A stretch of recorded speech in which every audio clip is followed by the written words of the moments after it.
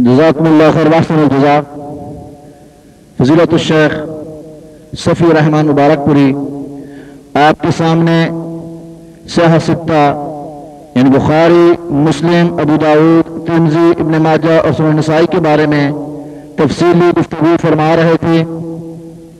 गो ये किताबें अहदीस के लिहाज से किसी तारुफ की मोहताज नहीं, लेकिन फिर भी फ़इन्न ज़िक्र तनफ़ुल मुमिनीन के तहत आपकी याद दहानी के लिए, ताकि आप इन बातों के इन कुतुब की अहमियत को समझें और सिर्फ तवज्जो दें।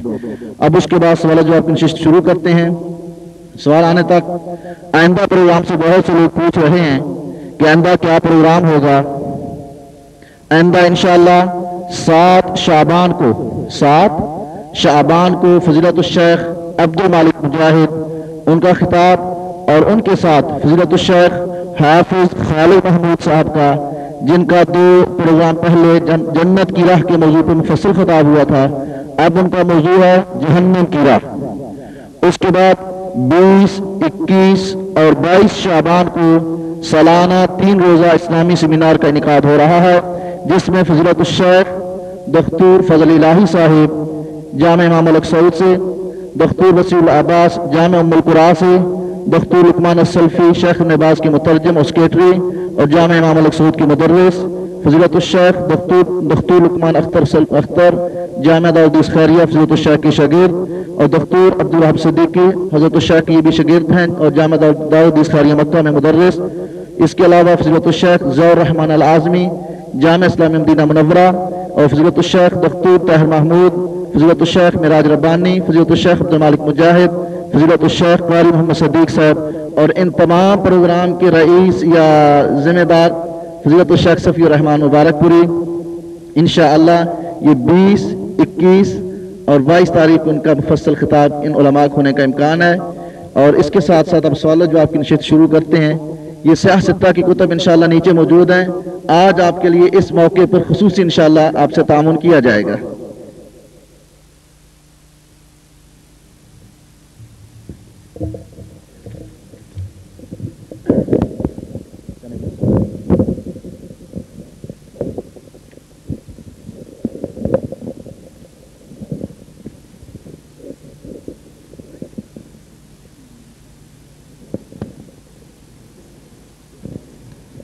पहली बात आप तमाम से दरख्वास्त है कि कोशिश किया करें मुतल्लका मौजू के मुतल्लक ही सवाल लिखें, ताकि इसमें अगर आपको कोई शक व शुबा या वजाहत तलब हो तो उसमें वजाहत करने में आसानी हो।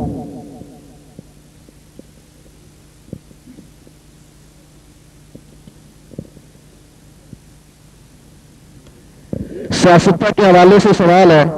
हजरत समाअतुश शेख सफ़ी रहमान मुबारकपुरी, सीने पर हाथ बांधने वाली हदीस किस सियासत कुतुब में से किस किताब में है? हवाला दीजिए, हमें इसमें शक व शुबा है। किसी चीज़ को महदूद नहीं करना चाहिए कि फलां जगह से हवाला दीजिए। अगर वो हवाला वहाँ मौजूद है तो वहाँ से ले लीजिए, वहाँ मौजूद नहीं है तो इसके माना ये नहीं है कि हदीस की और कोई किताब है ही नहीं जहाँ इसकी हवाला न लिया जाए। मैंने अभी बताया कि इन 6 किताबों को अल्लाह ताला ने मुमताज़ मर्तबा और मकाम दिया, लेकिन इनके अलावा और सैकड़ों किताबें हैं जो कि मुहद्दिसीन ने लिखी हैं और मौजूद हैं।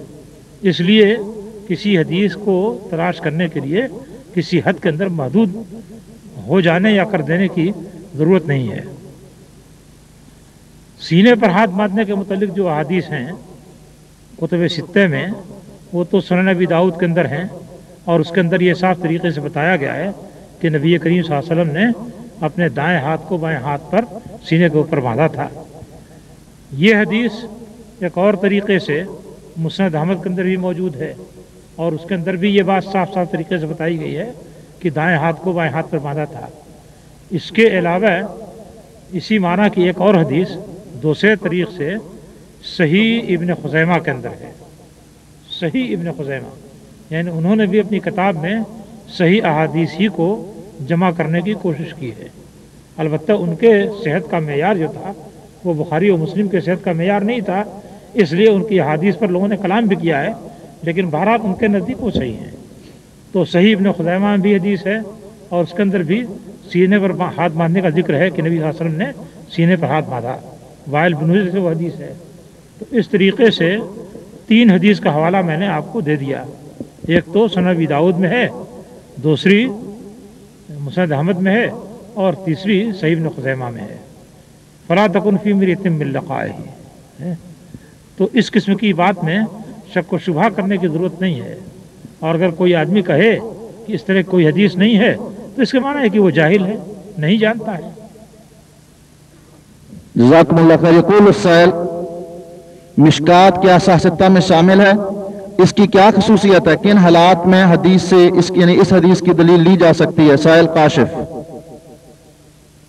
مشکات یا اس طرح کی جو کتابیں ہیں وہ صحیح ستہ میں یا کتب حدیث کی مسند کتابوں میں شمار نہیں کی گئی ہیں۔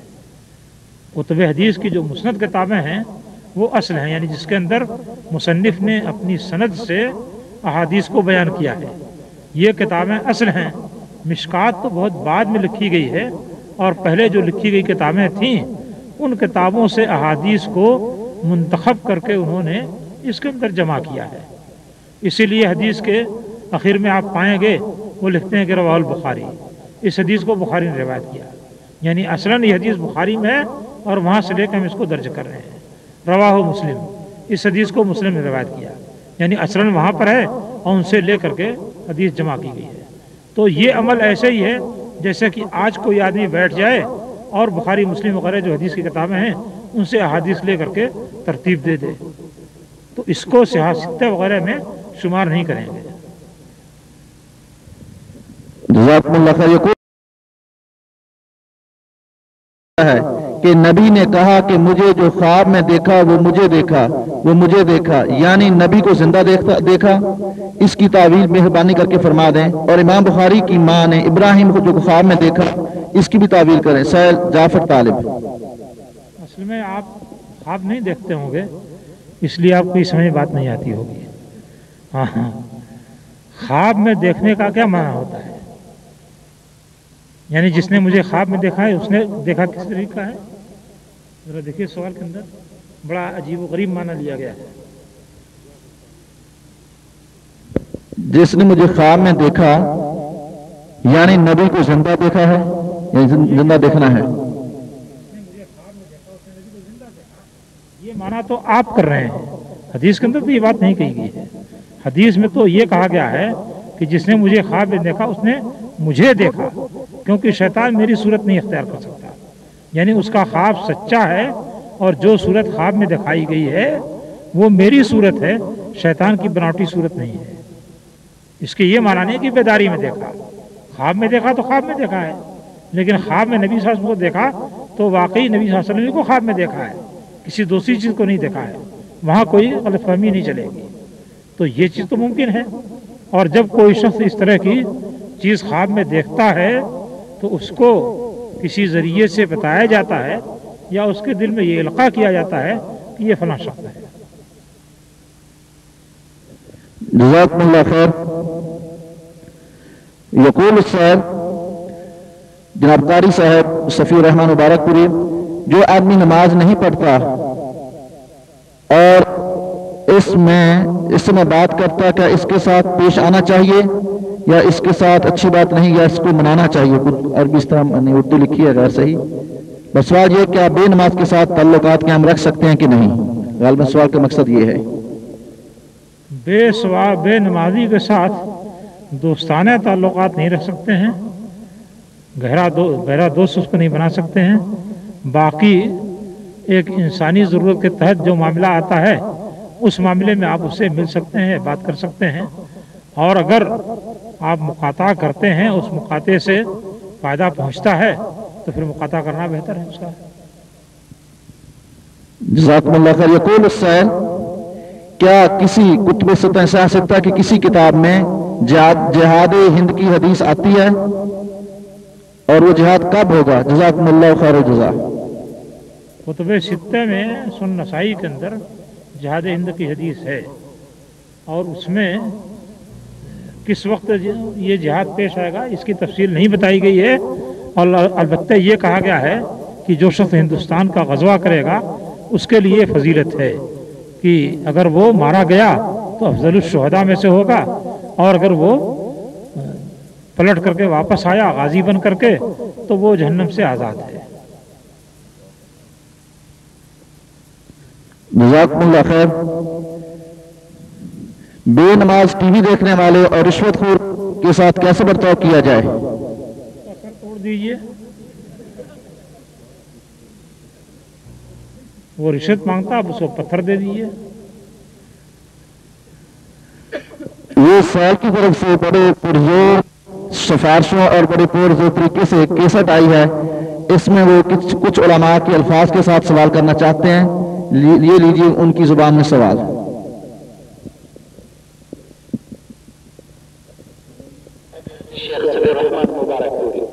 अस्सलाम वालेकुम वरहमतुल्लाहि व बरकातहू। आपने अपनी एक तकरीर में फ़िक़्ह हनफ़ी का एक मसला बयान फरमाया था। उसी मसले को मौलाना मोहम्मद मक्की साहब ने बयान किया है, जो कि हरम शरीफ में दर्स देते हैं। बराए करम सही रहनुमाई फरमा दीजिए।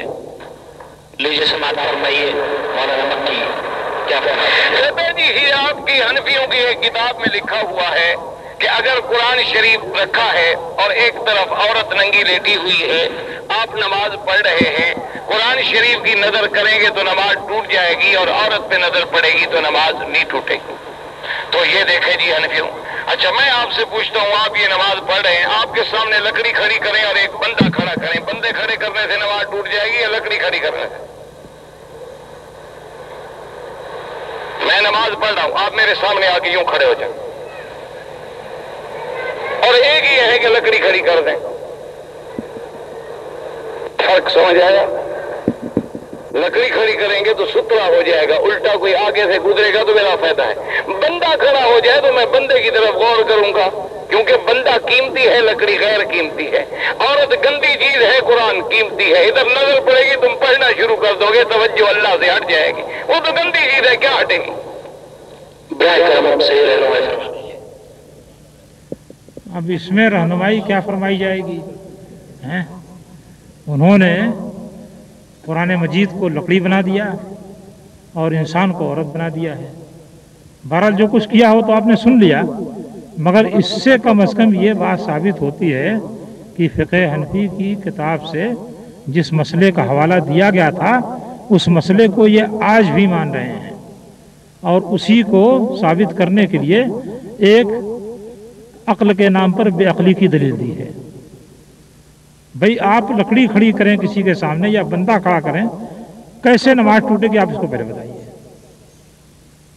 अगर इसी तरह से नमाज टूटती है तो वो जो हरम के अंदर बैठे दर्स दे रहे हैं, कम से कम लोगों को ये तो बतलाएं कि लोगों के सामने से गुजरोगे तो नमाज टूट जाएगी। क्यों नहीं बताते हैं? सारे हरम में लोगों के सामने से गुजरते रहते हैं। खैर ये एक अलग मसला है, और इस तरह के लग़व काम को लग़वी क़ियास के जरिए साबित किया जाएगा, किसी सुन्नत से या किसी हदीस से साबित नहीं किया जा सकता। मसला क्या था? अल अशबाह व नज़ायर जो हनफी मज़हब की किताब है, उस किताब में लिखा हुआ है कि अगर कोई आदमी सामने कुरान उसके हो और उसमें से 70-270 पढ़ ले या कुछ पढ़ ले तो उसकी नमाज बातिल हो जाएगी। कुरान मजीद सामने हो और उसमें से वो कुछ पढ़ ले तो उसकी नमाज बातिल हो जाएगी। लेकिन अगर कोई औरत, चाहे वो अजनबी ही कौन हो, मादरजाद नंगी हो करके उस मुसल्ली के सामने आए और दोनों टांग फैला करके सो जाए और मुसल्ली उसकी शर्मगाह के अंदरूनी हिस्से तक देखे और उसकी वजह से उसकी तबीयत बिगड़ जाए और उसकी हालत में खराबी आ जाए, तो भी उसकी नमाज बातिल नहीं होगी। अल अशबाह व नज़ार में ये मसला लिखा हुआ है। यही मसला हजरत से पूछा गया तो उन्होंने इस मसले का इनकार करने के बजाय इस बात का इकरार किया कि ये मसला मौजूद है, और उस मसले की तौजीह ये है जो अभी आपने सुनी। अब आप खुद अपनी अक्ल से इस बारे में गौर कर सकते हैं कि इस किस्म के गंदे मसले लिखने का क्या हासिल है और इस किस्म का गंदा अकीदा रखने का क्या हासिल है कि औरत के आ जाने से तो नमाज न टूटे बल्कि तबीयत के बिगड़ जाने से भी नमाज न टूटे, और कुरान मजीद के पढ़ लेने से नमाज टूट जाए, क्योंकि कुरान मजीद को पढ़ेगा तो अल्लाह ताला से ताल्लुक़ कट जाएगा और औरत को देखेगा तो अल्लाह ताला से ताल्लुक़ जुड़ा रहेगा। इस किस्म का بدقماشی کا ان کے بات کہنے کا مقصد یہی ہے کہ قرآن پر توجہ چلی جائے گی تو یہ اللہ تو جواب رکھے گی، لیکن عورت پر اگر توجہ چلی گئی دل اور نظر اور شرمگاہ سب کے ساتھ، تب بھی اللہ تعالیٰ سے آپ کا تعلق جڑا ہوا ہے۔ تو بےہودگی کا اس بات بےہودگی سے، گندگی کا اس بات گندگی سے۔ اسی لیے قرآن میں یا اسی لیے دین میں اس قسم کی رائے کو دخل دینے سے منع کیا گیا ہے۔ جزاکم اللہ خیر۔ فضیلت الشیخ اس موضوع پر دین حنیف اور اس سے انحرافات کے موضوع پر اسی جدہ دعوت سینٹر میں کچھ مدت پہلے مفصل خطاب فرما چکے ہیں۔ اس درس میں فضیلت الشیخ نے اسی حوالے سے گفتگو کی تھی تو بعض احباب نے اعتراض کیا اور آپ نے پوری تفصیل سنی، وہ کیسٹ نیچے موجود ہے۔ اب اس کے بعد دوسرا سوال اسی کیسٹ کے ذریعے شیخ خدمت میں پیش کرتے ہیں۔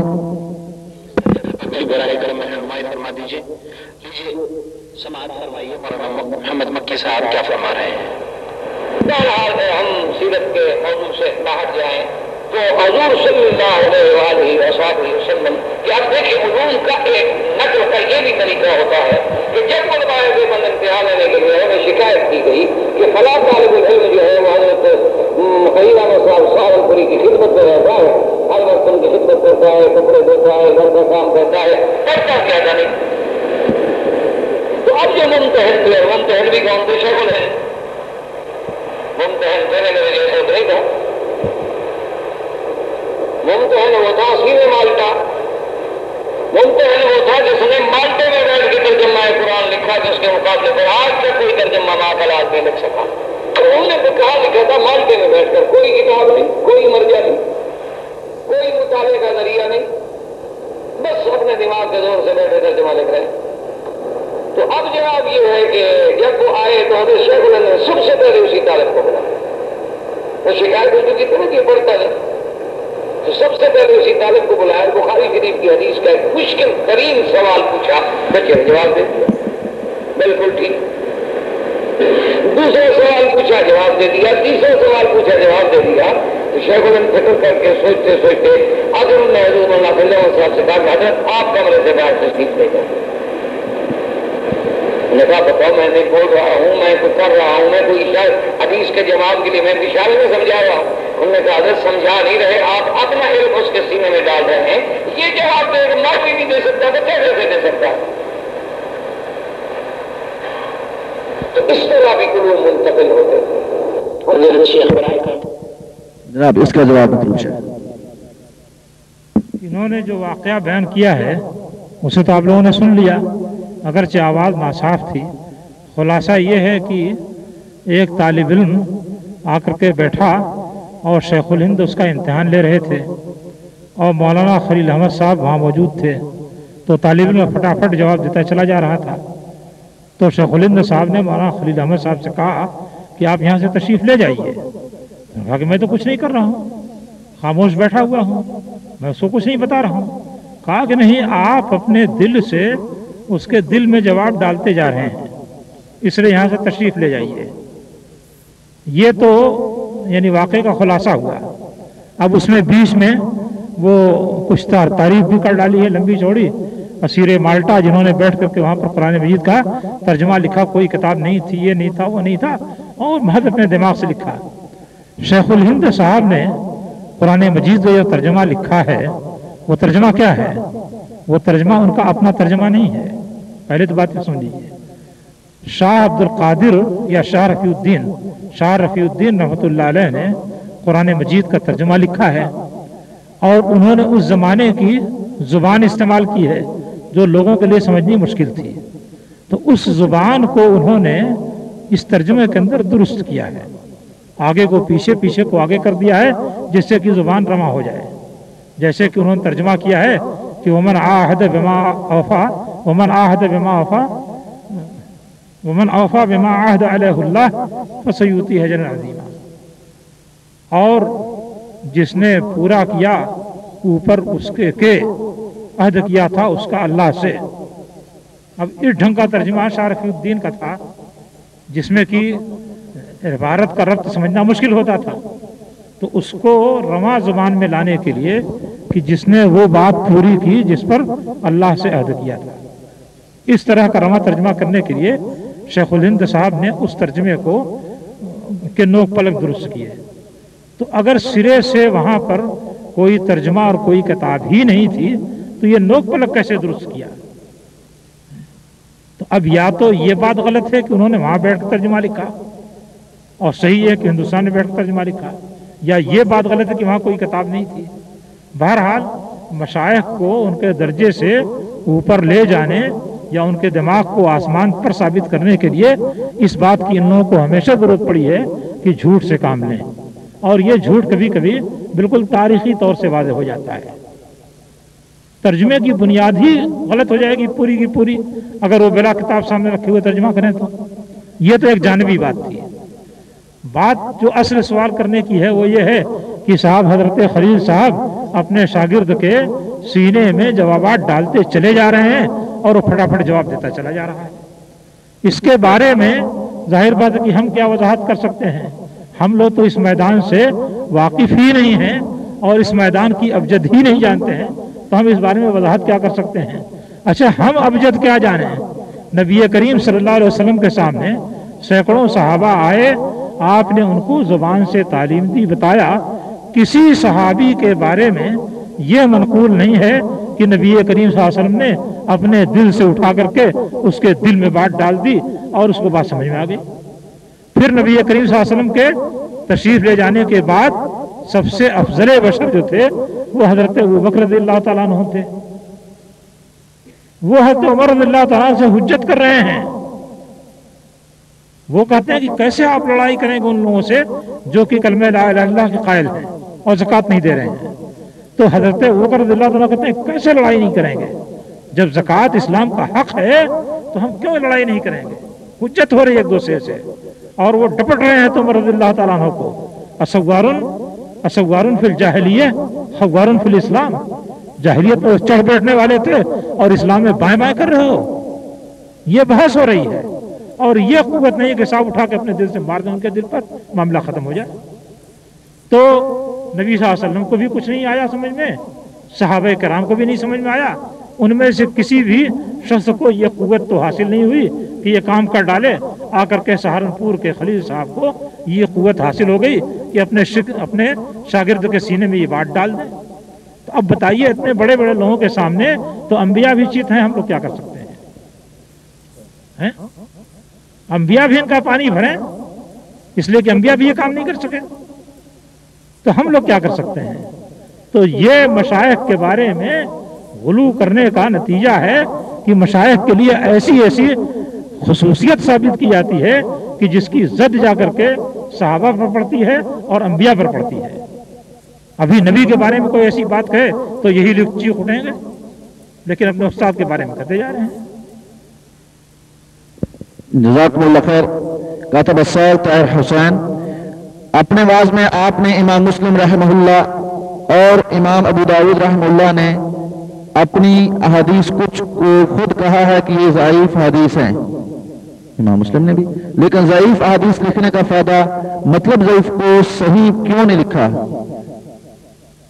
امام مسلم نے تو یہ بات نہیں کہی ہے اور میں نے امام مسلم کے بارے میں یہ بات کہی بھی نہیں ہے۔ امام ابو داؤد کے بارے میں یہ بات کہی ہے کہ بعض احادیث جو ضعیف تھیں اس کو انہوں نے نقل کیا ہے اور اس کے بارے میں بیان کیا کہ حدیث ضعیف ہے۔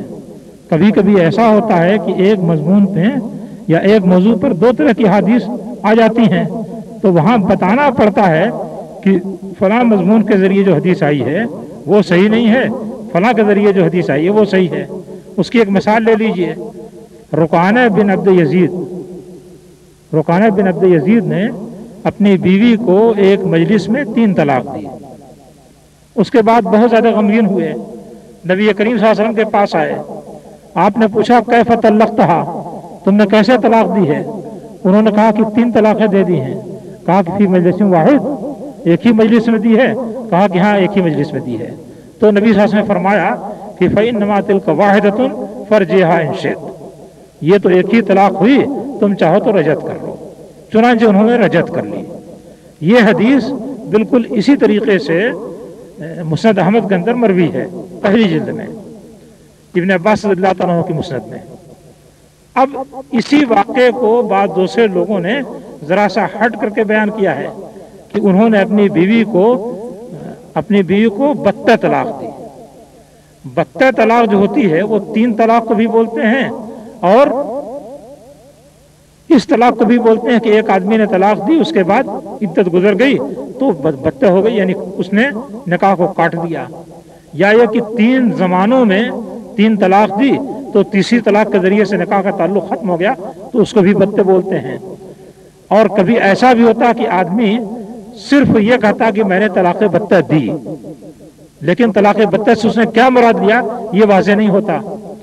تو اب اسی کے واقعے کو بعض لوگوں نے ان الفاظ سے بیان کیا ہے کہ انہوں نے اپنی بیوی کو طلاق بتہ دی۔ تو امام ابو داؤد نے اس واقعے کو ذکر کرتے ہوئے ایک حدیث ذکر کی ہے جس میں کہ یہ کہا گیا ہے کہ انہوں نے طلاق بتہ دی، اور ایک اور حدیث ذکر کی ہے جس میں انہوں نے کہا ہے کہ 3 طلاق دی۔ تو وہ کہتے ہیں کہ 3 طلاق دینے والی جو حدیث ہے وہ ضعیف ہے، اور بتہ کے لفظ سے طلاق دینے والی جو حدیث ہے وہ اس کے مقابل میں قوی ہے۔ اور اس کی بنیاد انہوں نے یہ بنائی ہے کہ اس حدیث کو جس میں بتہ کا لفظ ہے خود رکانے کے گھر کے لوگ بیان کرتے ہیں، اور گھر کے لوگ معاملات کو زیادہ گہرا جانتے ہیں، تو وہاں پر انہیں یہ بیان کرنا پڑا کہ حدیث ضعیف ہے، یہ حدیث صحیح ہے، کیونکہ اس کے بغیر معاملہ صاف نہیں ہو سکتا تھا۔ ایک ہی مضمون پر جب 2 حدیثیں مروی ہیں تو جیسے یہ بتانے کی ضرورت ہے کہ کون سی حدیث درست ہے، ویسے یہ بھی بتانے کی ضرورت ہے کہ دوسری حدیث صحیح نہیں ہے۔ تو اس طرح کی ضرورت پڑتی ہے، اس قسم کی ضرورت کے تحت انہوں نے بعض جگہ پر ضعیف حدیث ذکر کی ہے، یہ بتانے کے لیے کہ یہ ضعیف ہے۔ جزاکم اللہ خیر۔ کاتب رسائل حبیب احمد لکھتے ہیں، فضیلت الشیخ صفی الرحمن مبارک پوری، کیا عام مسلمانوں کو محدثین اور احادیث کے بارے میں علم رکھنا ضروری ہے؟ آپ دوسرے لفظوں میں اگر یہ پوچھتے کہ کیا عام مسلمانوں کو اپنے دین کا علم رکھنا ضروری ہے تو اس صورت میں جواب دینے کی ضرورت نہیں پڑتی۔ بھائی جب قرآن اور حدیث ہی دین ہیں تو ظاہر بات ہے کہ دین کو جاننے کے لیے قرآن حدیث کو جاننا پڑے گا۔ اب جو آدمی اپنے حالات کے مطابق جتنا علم حاصل کر سکتا ہو اور جس ذریعے سے حاصل کر سکتا ہو حاصل کرے۔ اگر اس کے پاس یہ ذریعہ کہ علماء سے پوچھ کے حاصل کرے تو علماء سے پوچھ کے حاصل کرے۔ اگر یہ ذریعہ اس کے پاس ہے کہ کیسٹ سن کر کے حاصل کرے تو اس کے ذریعے سے حاصل کرے۔ اگر یہ گنجائش ہے کہ وہ احادیث کا ترجمہ پڑھ کر کے ان کے معنی اور مطالب کو سمجھے تو یہی کرے۔ اگر اس کی گنجائش ہے کہ وہ عربی زبان میں سمجھے تو یہ اور زیادہ درست ہے۔ تو بقدر ضرورت آدمی کو دین جاننا ہے، اور دین نام ہے قرآن اور حدیث کا، اس سے زائد جو کچھ ہے وہ دین نہیں ہے، دین سے زائد ہے۔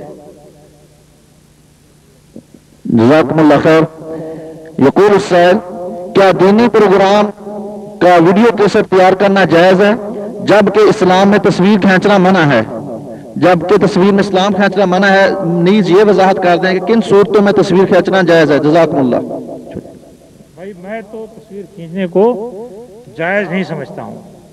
آدمی اگر حالات کی روشنی میں مستر ہے، جیسے پاسپورٹ بنوانا ہے یا اقامہ نکلوانا ہے یا اس طرح کی ایسی ضرورت ہے کہ جو تصویر کے بغیر پوری نہیں ہو سکتی، تو اللہ تعالیٰ نے بیان کر دیا کہ وَقَدْ فَصَّلَ لَكُمْ مَا حَرَّمَ عَلَيْكُمْ إِلَّا مَا اضْطُرِرْتُمْ عَلَيْهِ۔ اللہ تعالیٰ نے تفصیل بتا دی ہے کہ کیا چیزیں تم پر حرام ہیں سوائے اس کے جس کے لیے تم مستر ہو جاؤ۔ تو ایسا آدمی اتنی حد تک مستر اتنی حد تک کر سکتا ہے، اس سے آگے نہیں کر سکتا۔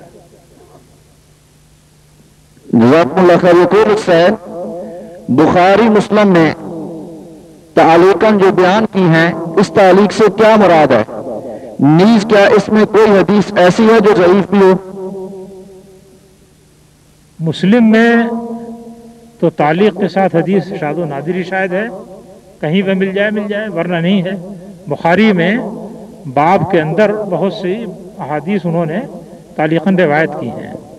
تعلیقاً جو احادیث روایت کی ہیں ان کے بارے میں بعض کے محدثین نے پوری تفتیش کر ڈالی ہے، اور اس سے یہ ثابت ہوا ہے کہ کوئی بھی تعلیق ضعیف نہیں ہے، سب صحیح ہیں اور مسندن یعنی سند کے ساتھ دوسری کتب میں مروی ہیں۔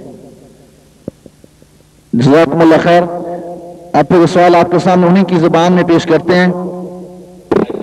شکریہ فضیلت الشیخ، براہ کرم اس ذکر کے طریقے پر بھی روشنی ڈال دیجئے جو کہ قاری عبدالباسط صاحب ذکر کر رہے ہیں۔ لیجیے سماعت۔ خود ہی محسوس کر لے گا جو اس ذکر پہ اور اس وظیفے پہ مداومت شروع کر دے گا۔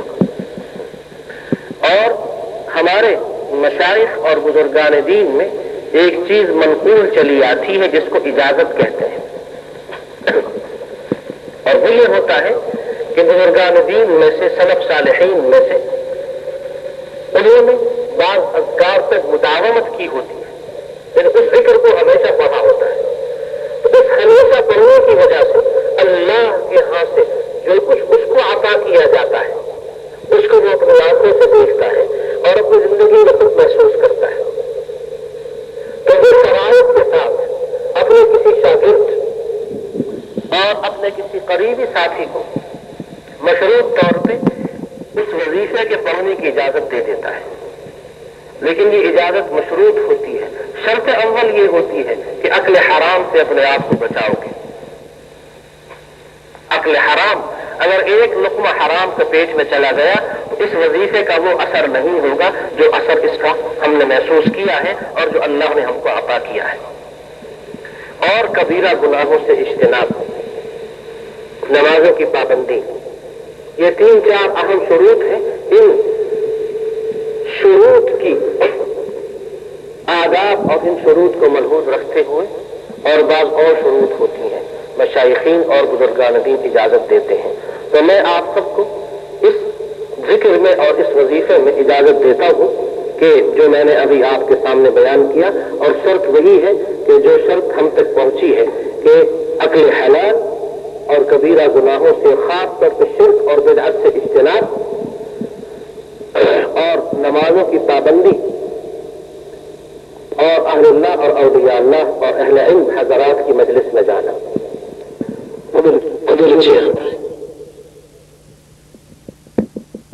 اب اس پورے بیان میں اس بات کا تو کوئی ذکر نہیں ہے کہ وظیفہ کیا ہے۔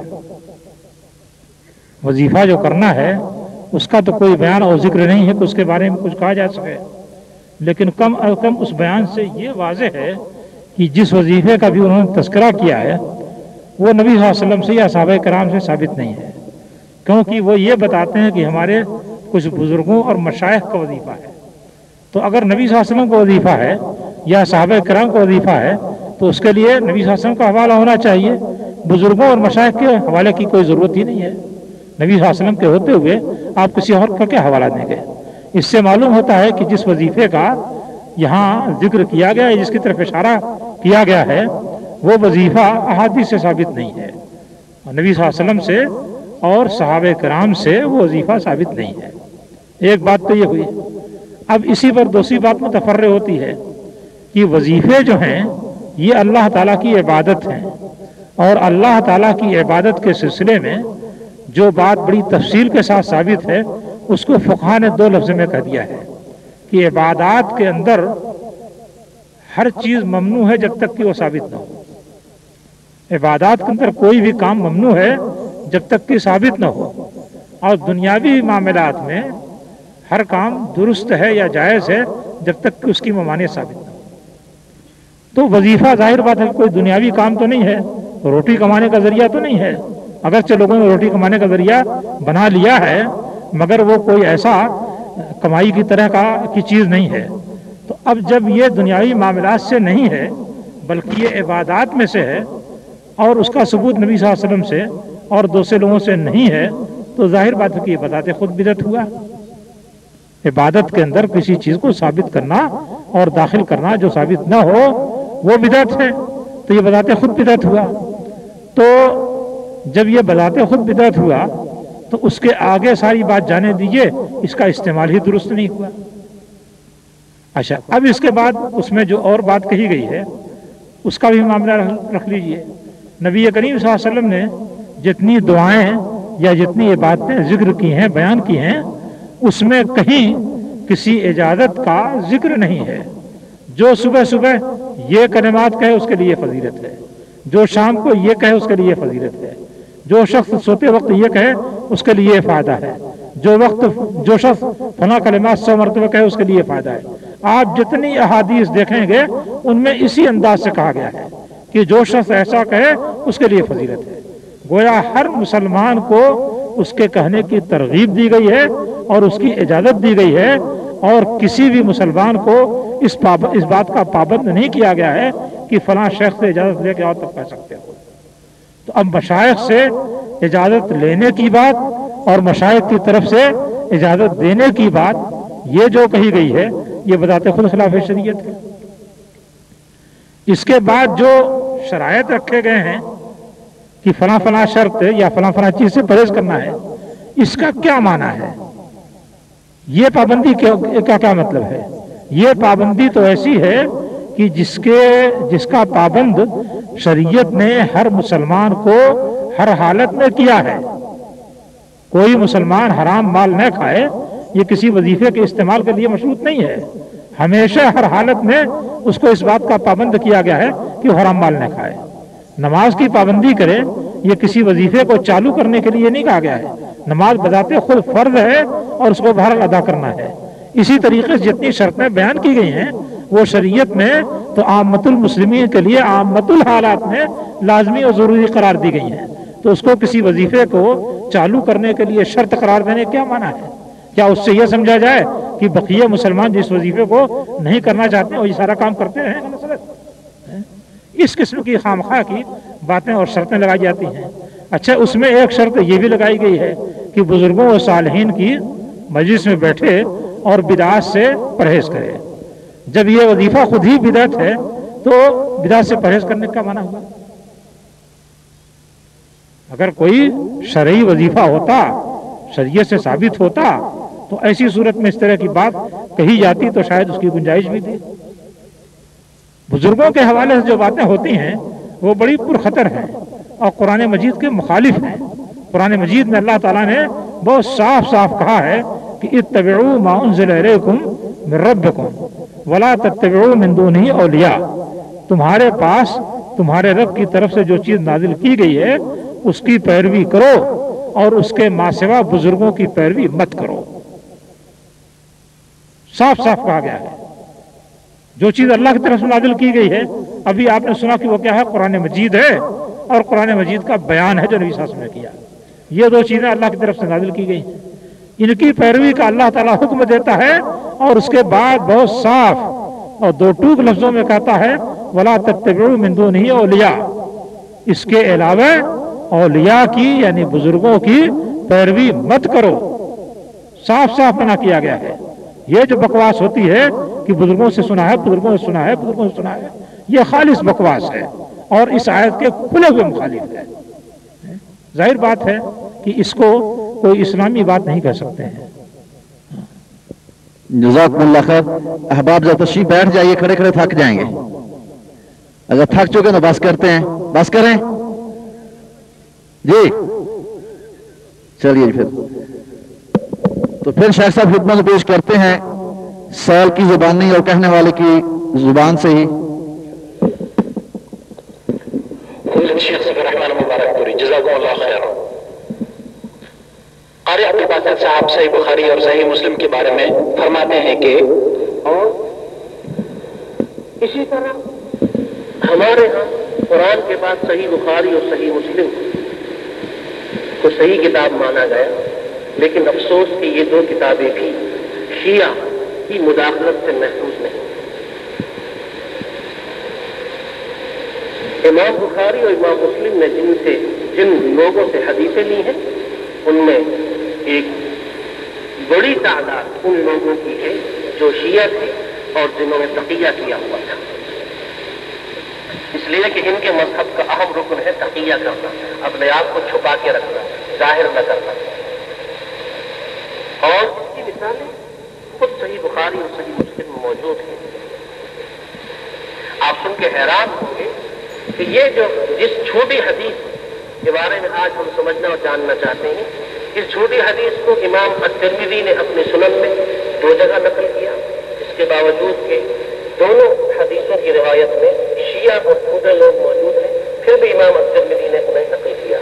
شاید اللہ تعالیٰ نے امام رحمۃ اللہ علیہ عمر اس سے زیادہ نہیں رکھی اور ان کو یہ فرصت نہیں ملی کہ وہ اپنی اس کتاب کی تحقیق کرتے ہیں۔ اسی طرح صحیح مسلم میں امام مسلم اسی منفرد حدیث کو لے آئے ہیں اور صحیح مسلم میں یہ حدیث موجود ہے۔ اس مشہور حدیث کا نام ہے حدیث کساء، چادر والی حدیث۔ اور اس حدیث کا مفہوم کچھ یوں بنتا ہے کہ اگر شیخ یہ صحیح مسلم میں منفرد حدیث کے لفظ پر رہنمائی فرمائیے رسول نے فضیلت شیخ۔ اس کے بعد قاری عبدالباسط صاحب کتب ستہ کے بارے میں فرماتے ہیں۔ تو جہاں تک صحیح بخاری اور صحیح مسلم کا تعلق ہے، کثرت احادیث یعنی کثرت احادیث صحیحہ کی بنا پہ ان 6 کتابوں کو صحاح ستہ کہا جاتا ہے۔ صحاح ستہ کا مطلب یہ ہرگز نہیں ہے کہ ان کتابوں میں کوئی چھوٹی حدیث نہیں ہے، ان میں سینکڑوں چھوٹی حدیثیں موجود ہیں جو تحقیق کی طالب ہیں۔ علماء اور محققین کی ذمہ داری ہے کہ وہ تحقیق کریں، خاص طور پہ وہ حدیثیں جن کو غالی قسم کے شیعہ نے روایت کیا ہے، اور اس سے صحیح مسلم اور صحیح بخاری بھی محفوظ نہیں ہے۔ تو اس لیے صحیح بخاری اور صحیح مسلم کوئی قرآن پاک کی طرح کی کتاب نہیں، قبول کر لیں۔ جیسا کہ اس وقت بہت سارے لوگوں کی عادت ہے کہ وہ آنکھیں بند کر کے صحیح بخاری اور صحیح مسلم کی ہر حدیث کو وہ لے لیتے ہیں۔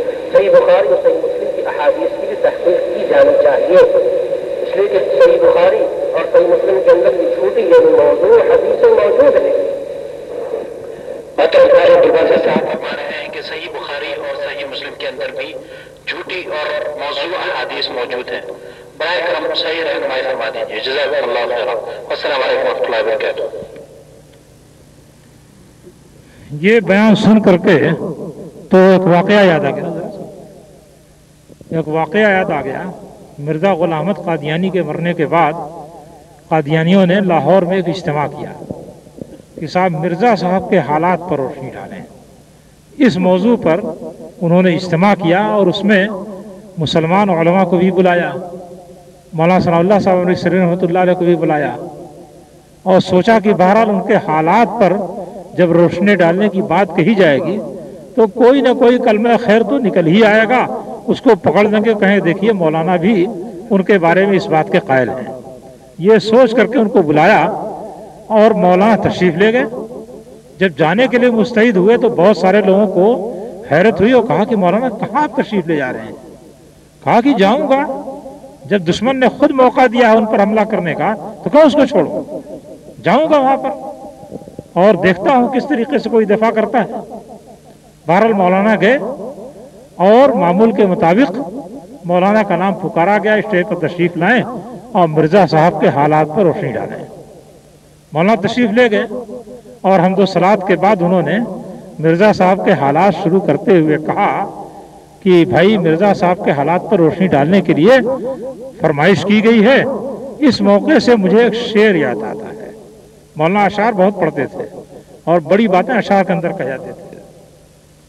تو اس کے بعد مولانا نے 2 انگلیاں اٹھائیں اور کہا کہ میرے محبوب کے 2 ہی پتے ہیں، میرے محبوب کے 2 ہی پتے ہیں۔ اب سننے والے منتظر ہیں کہ کیا وہ 2 پتے ہیں۔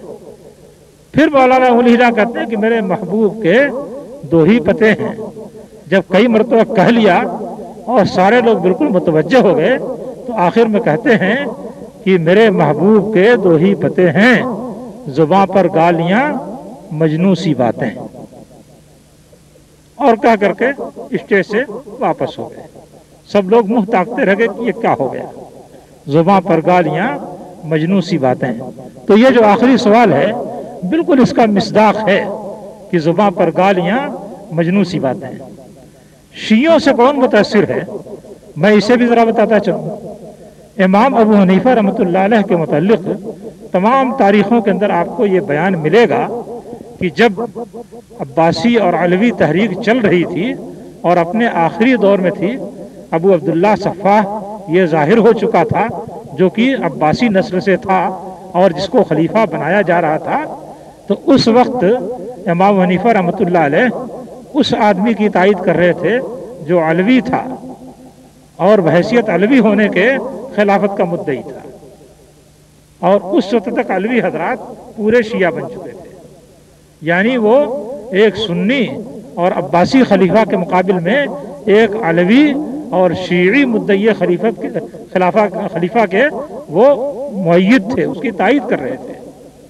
یہ ساری کتابوں کے اندر لکھا ہوا ہے۔ اور اس کے بعد پھر جب زید بن علی نے خروج کیا ہے، شیعہ یہ بھی تھے، انہوں نے جب خروج کیا ہے تو اس خروج میں بھی یہ اس کی تائید کر رہے تھے، اور اسی حرکت کے نتیجے میں خلیفہ منصور نے ان کو گرفتار کیا اور جیل میں ڈال دیا تھا، اسی حرکت کے نتیجے میں۔ تو اب آپ دیکھ لیجئے کہ صاحب شیعوں کی تائید کون کر رہا تھا؟ محدثین کر رہے تھے کہ آپ کے اپنے امام صاحب کر رہے تھے؟ اور بھی کئی حوالے ہیں امام صاحب کے اس سلسلے میں، اگر اس کو بیان کیا جائے گا تو درد پیدا ہو جائے گا۔ تو بہرحال وہ جو شیعیت کی زد لگا رہے ہیں امام بخاری رحمۃ اللہ علیہ پر، اس کے سلسلے میں پہلے اپنا دامن دیکھ لینا چاہیے، اس کے بعد کسی اور پر کوئی بات کہنی چاہیے۔ دوسری چیز یہ ہے کہ میں نے اس سے پہلے ایک تقریر کے اندر آپ کو بتایا تھا کہ صحیح بخاری میں صرف 16 افراد ہیں جن پر کی شیعیت کا الزام لگا ہے، صرف 16 افراد ہیں۔ یہ نہیں کہ صحیح بخاری یا صحیح مسلم شیعی راویوں سے پٹی پڑی ہوئی ہیں، یہ بالکل احمقانہ بات ہے۔ صرف 16 افراد ہیں، اور ان 16 افراد کے بارے میں بھی یہ بات محقق ہو چکی ہے کہ وہ غالی شیعہ نہیں تھے، وہ حضرت علی رضی اللہ تعالیٰ عنہ کی طرفداری کا کچھ رجحان رکھتے تھے حضرت عثمان رضی اللہ تعالیٰ عنہ کے مقابلے میں، باقی معاملات میں نہیں۔ تو اگر ایسا آدمی ہے، آج بھی کتنے لوگ ہیں جو کہ علوی ہیں اور کتنے لوگ ہیں جن کو تفضیلی کہا جاتا ہے، سنیوں میں تفضیلی یعنی حضرت علی کو حضرت عثمان پر فضیلت دیتے ہیں۔ تو یہ مسئلہ تو اس وقت سے لے کر کے آج تک باعث اختلاف بنا رہا، اور آج تک اہل سنت میں کچھ لوگ اس کے قائل رہے۔ تو اگر اس طرح کے لوگ تھے اور اس بنا پر ان کے اوپر شیعیت کا الزام لگا، تو محض الزام لگا دینے سے ان کی احادیث کو چھوڑ دیا جائے اور سنت نبوی کو مرنے یا مٹنے دیا جائے، تو یہ قطعاً عقل کی بات نہیں ہوگی اور قطعاً صحیح بات نہیں ہوگی۔ اس لیے جو انسان صحیح ہے، سچا ہے، اور اس کے اندر اس طرح کے بعض ایسے معاملے ہیں جو لوگوں کے درمیان مختلف ہی ہیں، تو محض اس مختلف ہی معاملے کی بنا پر اس کی سچائی کو چھوڑ نہیں دیا جائے گا، ختم نہیں کر دیا جائے گا۔ لہذا یہ جو تبصرہ کیا گیا ہے کہ صحیح بخاری میں بہت سارے شیعہ ہیں اور وہ تقیہ کرتے تھے اور ایسا کرتے تھے ویسا کرتے تھے، یہ سب گپ ہے۔ وہ تقیہ نہیں کرنے والے شیعہ تھے، وہ لوگ تھے۔ امام شافعی رحمۃ اللہ علیہ پر شیعیت کا الزام لگا دیا گیا اور انہیں کہنا پڑا کہ انکان رفضن حب آل محمد فلیشہد الثقلان انی رافضی، اگر آل محمد سے محبت کرنا یہی شیعیت ہے، یہی رفض ہے، تو جن و انس سے گواہ ہیں کہ میں رافضی ہوں، کہنا پڑا کھل کر کے امام شافعی کو۔ تو محض آپ اپنی زبان سے کسی پر کوئی طعنہ مار دیں اور اس کی بنا پر اس کی روایت چھوڑ دی جائے، یہ تو قطعی غیر معقول بات ہے، اور غیر معقول انسان ہی ایسی بات کر سکتا ہے۔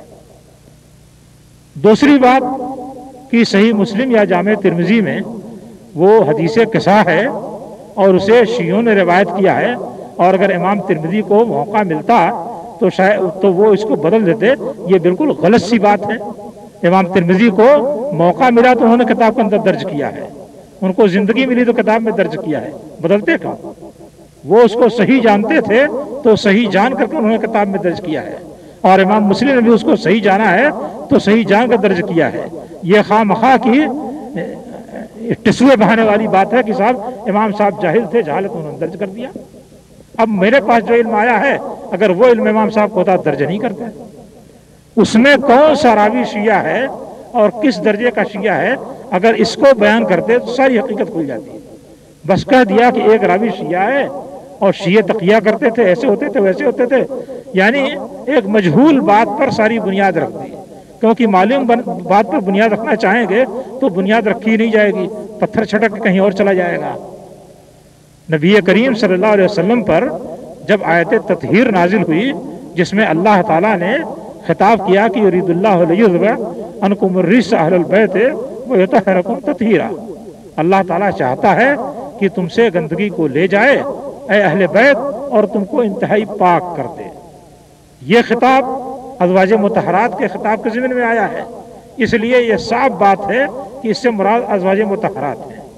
لیکن ازواج مطہرات کے علاوہ اور بھی نبی صلی اللہ علیہ وسلم کے خاندان کا کوئی فرد اس میں شامل ہو سکتا ہے کہ نہیں ہو سکتا ہے، اس بات کو واضح کرنے کے لیے وہ لوگ جو اس لفظ میں بظاہر شامل نہیں ہو رہے تھے ان کو نبی صلی اللہ علیہ وسلم نے چادر میں لپیٹ لیا اور کہا کہ اللہ تعالیٰ یہ بھی میرے اہل بیت ہیں، ان سے بھی گندگی کو لے جا اور ان کو بھی پاک کر دے۔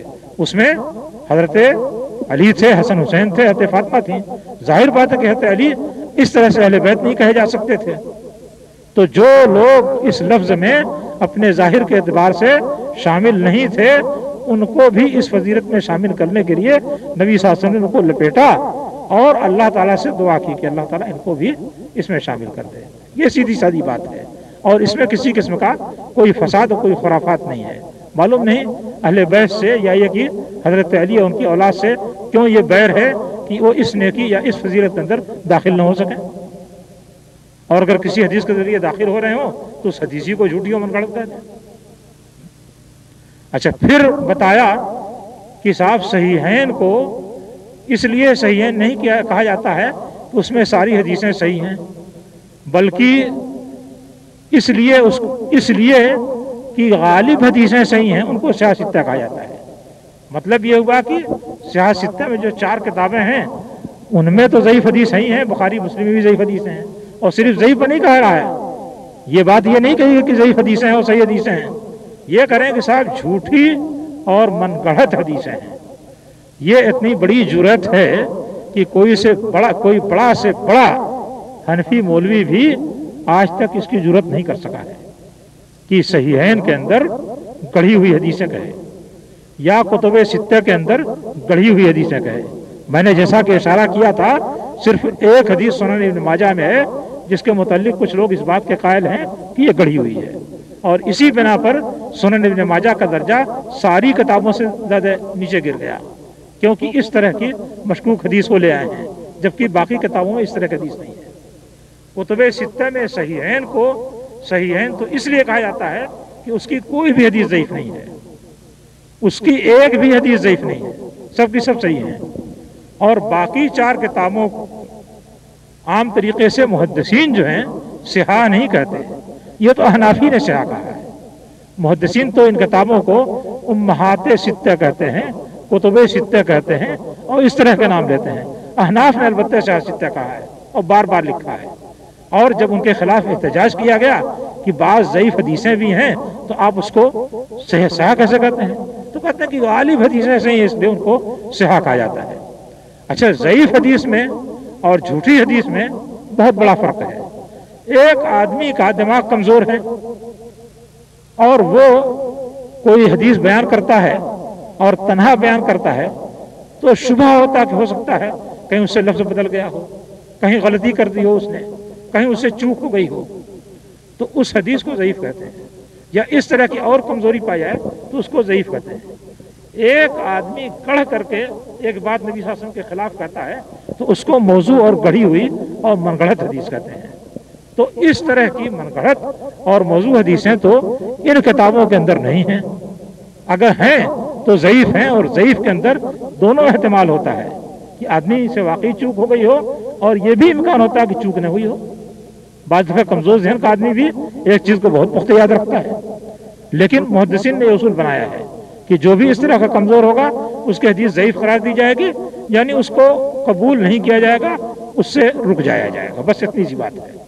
اب اس بات کو اگر آدمی یہ معنی پہنائے کہ حدیث گڑھی ہوئی ہے تو یا تو وہ بدماشی کر رہا ہے یا وہ نافہم ہے، اور دونوں صورتوں میں ایک فیصلہ محدثین کا جسے شاہ ولی اللہ رحمۃ اللہ علیہ نے حجت اللہ البالغہ کے اندر نقل کیا ہے، وہ میں آپ کو سنائے دیتا ہوں تاکہ معلوم ہو کہ اس طرح کی بکواس کا کرنے والے کا درجہ اور مقام کیا ہے۔ کلو من یہون امر الصحیحین فہو ضال فہو مبتدع ضال मुत्तबऊन गैर सबील मोमिनीन। ये लिखा है कि जो आदमी सहीहैन के मामले की तौहीन करता है वो क्या है, बिदती है, गुमराह है और मोमिनीन के बजाय किसी और का रास्ता पकड़े हुए हैं। तो शिये क्या थे उसको तो छोड़ दीजिए, आप खुद क्या बन रहे हैं उस पर तवज्जो दीजिए और अपने आप को सही कीजिए, सीधी सी बात है। जज़ाकुमुल्लाह खैर। फज़ीलतुल शेख का यानी दीन हनीफ और उससे इनहिराफात के मौजू पे इसी दारा सेंटर में 3 घंटे का प्रोग्राम हुआ था। उसकी वीडियो और उसकी ऑडियो के स्टैंड नीचे मौजूद हैं। यक़ूल उस्साइल हबीब अहमद लिखते हैं, कुतुब सित्ता के मुहद्दिसीन किन किन इमाम के मुक़ल्लिद थे? कुतुब सित्ता के मुहद्दिसीन या उसके बाद दीगर जो मुहद्दिसीन थे वो किसी इमाम के मुक़ल्लिद नहीं थे। तक़लीद तो उनके यहाँ हराम थी। फ़हरु बनी तक़लीद फ़हुव ज़लालतुन इन्नल मुक़ल्लिद फ़ी सबीलिल हालिकी। ये मुहद्दिसीन ही ने कहा है कि तक़लीद से भागो, ये गुमराही है और तक़लीद करने वाला हलाक होने वाले के रास्ते में है। जज़ाकुमुल्लाह खैर। हमारे एक भाई हिंदी ज़बान में सवाल लिखा अब्दुर्रहमान साबका पंडित जी ने, आप खुद ही सवाल पढ़ लीजिए, मुझे हिंदी तो सही नहीं आती जी। आकिल साहब पढ़ते हैं सवाल को जी। पढ़िए। अजमेर वाले मोइनुद्दीन चिश्ती गरीब नवाज की पैदाइश के पहले से क्या इस्लाम हिंदुस्तान में पहुंचा हुआ था या गरीब नवाज ने इस्लाम फैलाया? और बराए मेहरबानी गरीब नवाज किस अकीदे का आदमी था उसके बारे में बताइए। अब्दुर्रहमान साबिका पंडित। भाई इनके बारे में मैंने ये तो नहीं पढ़ा कि ये क्या थे क्या नहीं थे, क्योंकि इनके हालात मैंने पढ़े नहीं हैं। बाकी ये कि जिस ज़माने में ये हिंदुस्तान में पहुँचे हैं उसके बहुत पहले से हिंदुस्तान में इस्लाम फैला हुआ था। मोहम्मद बिन कासिम जिहाद करता हुआ गया था तो उसने तकरीबन पूरे सिंध में इस्लाम का ऐसा बोलबाला कर दिया था कि आज तक वहाँ 80-90% मुसलमान आबाद हैं। तो इस्लाम तो उसी वक्त पहुँच गया था। ये तो कई सदी के बाद हिंदुस्तान में पहुँचे। उसके बाद या उससे पहले बहुत से अरब तुज्जार जो मुसलमान थे वो जनूबी हिंद में गए और वहाँ पर जहाँ उन्होंने अपनी तजारत के मराकज़ कायम किए वहीं इस्लाम की दावत व तबलीग भी की और खिलाफत राशिदा के ज़माने ही में वहाँ इस्लाम फैलना शुरू हो गया था। तो ये समझना कि इन्होंने जाकर के इस्लाम फैलाया है ये बिल्कुल बेकार सी बात है। और फिर ये समझना कि सूफियाए किराम ने जाकर के इस्लाम फैलाया है ये भी बड़ी गलत बात है। इस्लाम किस तरह से फैला था हिंदुस्तान में उसका 2 नक्शा आपके सामने पेश कर देता हूँ। महमूद गजनवी ने हमले किए हिंदुस्तान पर, उसने बुलंद शहर को फतह किया तो उसके फौजों की फतह को देख करके 10,000 हिंदू मुसलमान हुए थे। बहुत बड़ी तादाद उस जमाने के लिहाज से थी। 10,000 हिंदू सिर्फ बुलंद शहर से मुसलमान हुए थे। ये एक वाकया मिलता है, इससे अंदाजा होता है कि फातिहीन की फतूहात से इस्लाम किस तरह फैलता था। दूसरा वाकया जो है गौरी का है, उसने हिंदुस्तान को फतह किया, पृथ्वीराज को शिकस्त दी। उसके बाद वहाँ इस्लाम किस तरीके से फैला था उस जमाने में जबकि थोड़ी सी आबादी थी, 4 लाख हिंदू मुसलमान हुए थे। उसके तलवार की काट देख करके और मुसलमानों की बहादुरी देख करके 4 लाख हिंदू मुसलमान हुए थे। किस सूफी ने लोगों को मुसलमान बनाया है? ये तो जाते थे अपने जाविये में बैठ जाते थे, नजराने वसूल करते थे और बाबा जी से फूफा करा लिया करते थे आने वाले। इन्होंने क्या इस्लाम फैलाया है? जज़ाकुमुल्लाह खैर। सवालात तो बहुत अच्छे और बहुत इल्मी हैं। वक्त भी काफी बीत चुका है। 1-2 सवाल आखिर में पेश करते हैं।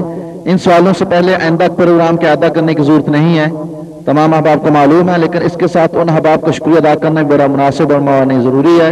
ये जो अहबाब हमारे इस प्रोग्राम में तावन करते हैं, क्योंकि अल्लाह के नबी ने फरमाया जो किसी इंसान का शुक्रगुजार नहीं वो रब का भी ना शुक्र है। तो इसमें सबसे मोहतरम आकिल साहब हम शुक्रगुजार हैं कि इस प्रोग्राम में बड़े पेश रहते हैं।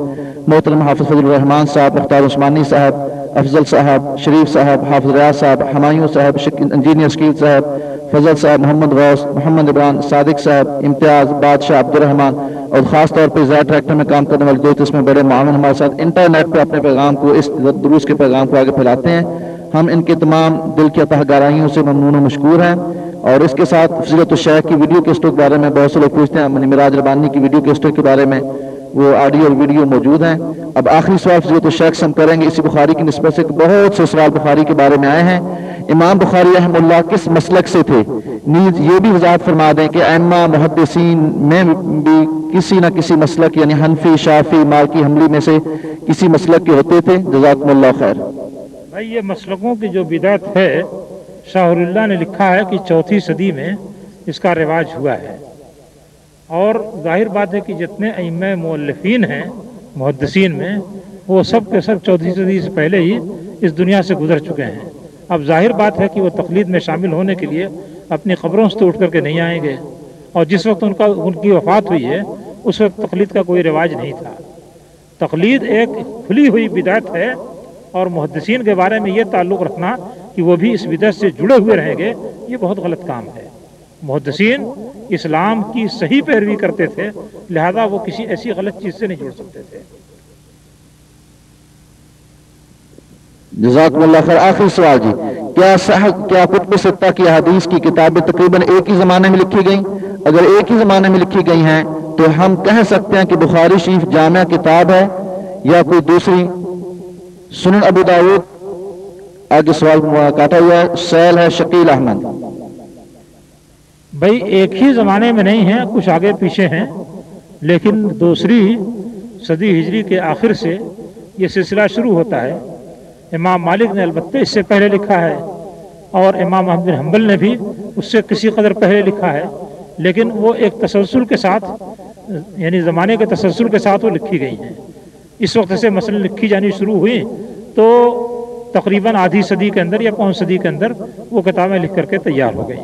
یہ یا زیادہ زیادہ 1 صدی کے اندر کتابیں کچھ پہلے کچھ آگے لکھی گئیں اور اس طریقے سے مکمل ہو گئیں.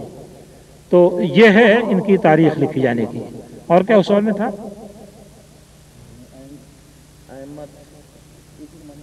نہیں سوال بتاؤ کیا تھا؟ سب نے سنا ہے، توجہ تھی نہیں آپ لوگوں کی؟ ابو داؤد کے بارے میں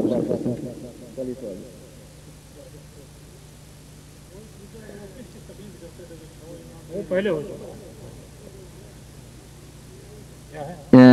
حدیث کی طبقت تو ایک ہی زمانے میں لکھی گئی، تو ہم کہہ سکتے ہیں کہ بخاری شریف ایک جامع کتاب ہے. یہ دوسرا مسئلہ ہے، وہ زمانہ تو میں نے بتا دیا.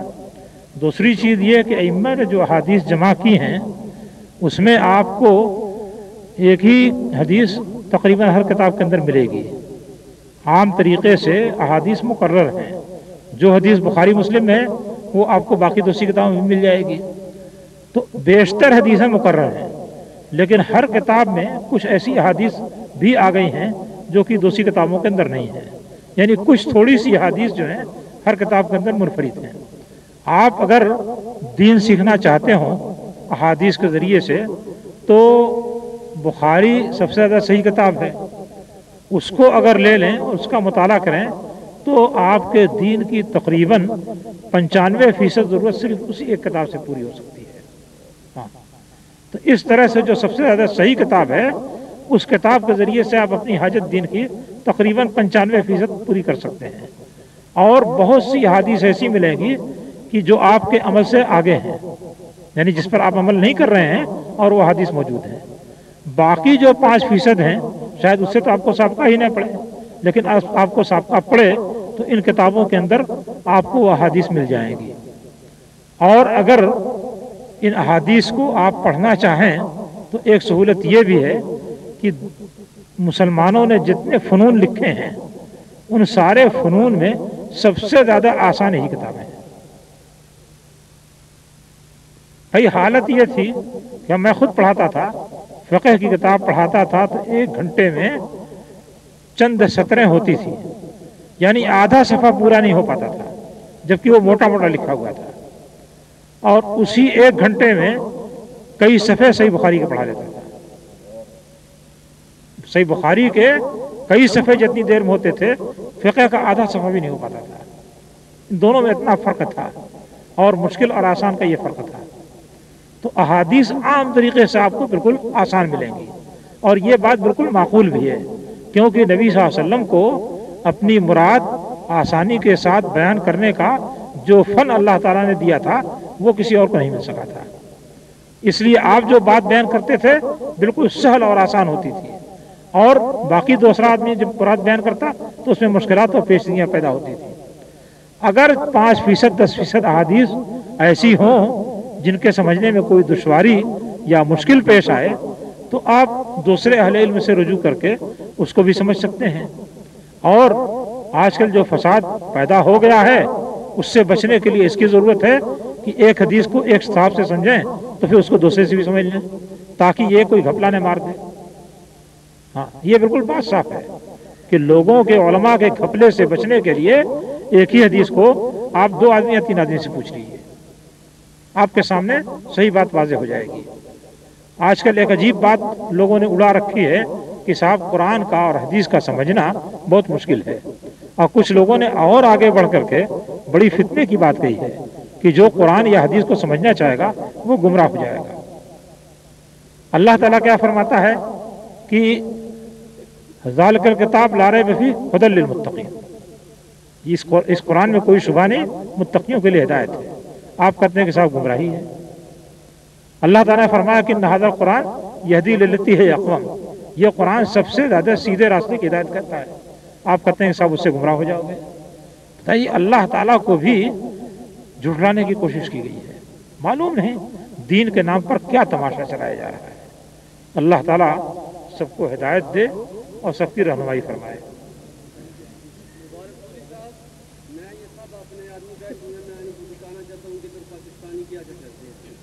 یہ ناگپور میں ایک جگہ ہے کہ انہوں نے مکان کے اوپر روش بنایا تھا، تو میرا دوست مجھے لے گیا کہ دیکھ ادھر کیا ڈرامہ ہوتا ہے.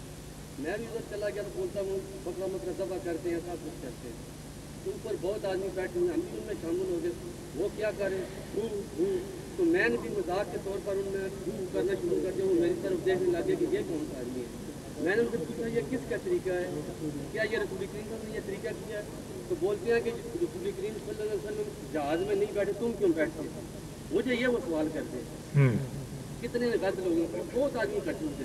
پھر نماز کا بھی وقت چلا گیا. میں نے بولا کہ تم لوگوں نے نماز نہیں پڑھی. مجھے ایک میرا دوست لے گیا، بہت بڑا اوپر یہ چھت کا بلڈنگ کے اوپر بہت پاکستانی اکٹھے ہوتے. تو مجھے بہت شرمندگی کہ میں نے دیکھا کہ ایسے ایسے ہوئی ہمارے مسلمان بھائی. جب میں نے ان سے سوال کیا بھائی یہ کام کیوں کر دیا تم، کیا یہ رسول کریم صلی اللہ علیہ وسلم؟ مجھے آگے سے جواب دیتے ہیں کہ رسول کریم صلی اللہ علیہ وسلم جہاز میں نہیں بیٹھے، تم کیوں بیٹھتے جہاز؟ تو آپ ان سے یہ پوچھئے اگر کبھی موقع ہو تو کہ نبی صلی اللہ علیہ وسلم تو پاکستان میں نہیں رہتے، تم پاکستان میں کیوں رہتے ہو؟ ہاں ہاں ہاں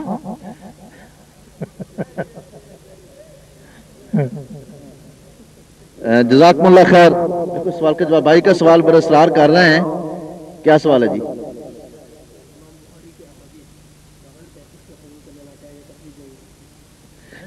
سائل کا سوال ہے کیا بخاری کی احادیث بغیر تحقیق کے قبول کر لینا کیا یہ تقلید نہیں ہے؟ تقلید کس کو کہتے ہیں؟ کسی شخص کی بات دین کے سلسلے میں بغیر دلیل کے قبول کر لی جائے. امام بخاری نے جو احادیث نقل کی ہیں ان احادیث کے سلسلے میں طبقتم بعد طبقتن جتنے علماء ہیں سب نے تحقیق کی. آپ کا ذوق چاہے کجی چاہے تو آپ بھی تقلید کر لیجئے. تو اس طریقے سے جب تقلید یہ تحقیق عام طریقے سے کر لی گئی ہو تو اس کا قبول کرنا تحقیق نہیں، یہ تقلید نہیں ہے. اس کو قبول کرنا اتباع اور پیروی ہے. جزاکم اللہ خیر. یہ آخری اعلان ہے ادارے کی طرف سے کہ سابقہ جو پروگرام جنت کی راہ گزرا ہے اس کے بعد والا پروگرام جہنم کی راہ اس سے منسلک ہے. جب تک آپ جہنم کی راہ نہیں سنیں گے تو جنت کی راہ کو نہیں ملے گی. تو تمام احباب کے اندر پروگرام کی دعوت ہے. اس کے ساتھ ہم دل کی عطا گرائیوں سے آپ کے افضل الشیخ کے ممنون و مشکور ہیں. اللہ سے دعا کہ اللہ تعالی ہمارے اندر بھی پروگرام اسی طرح جاری ساری رکھے.